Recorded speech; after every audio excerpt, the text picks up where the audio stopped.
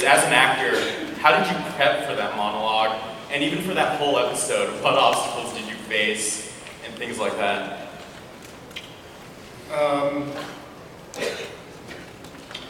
Well, in terms of that monologue specifically, it came out of conversations. That script was written by Joe Carnahan.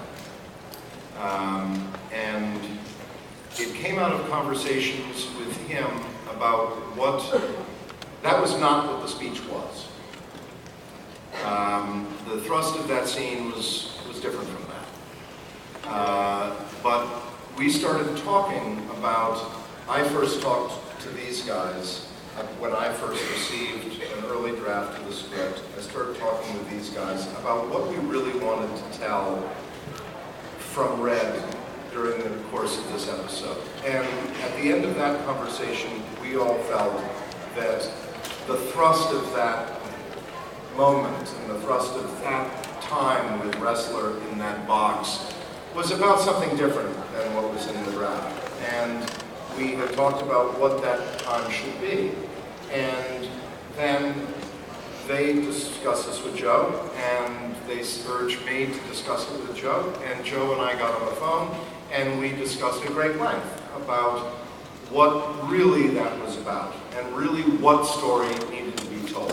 And what for that man, in that circumstance, what would be the thing that would be important for him to impart to somebody who in fact is dying? And so once those conversations took place and we realized that there was now a new structure for what the thrust of that scene was,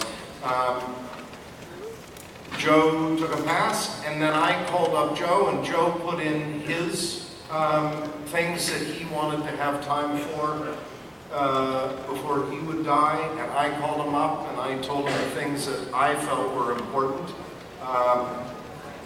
You'll all be relieved to know that while I was overseas shooting the Avengers this spring, I had a chance to go and have one more meal at Massey in the Place des Vosges. And Sunday night, tomorrow night, I'll be going and listening to one more night of jazz at the Vanguard. I shouldn't have said that now. But anyway, that's where I'll be. I hope you're sleeping like you did when you were away as well. I still am not sleeping. We have time for one.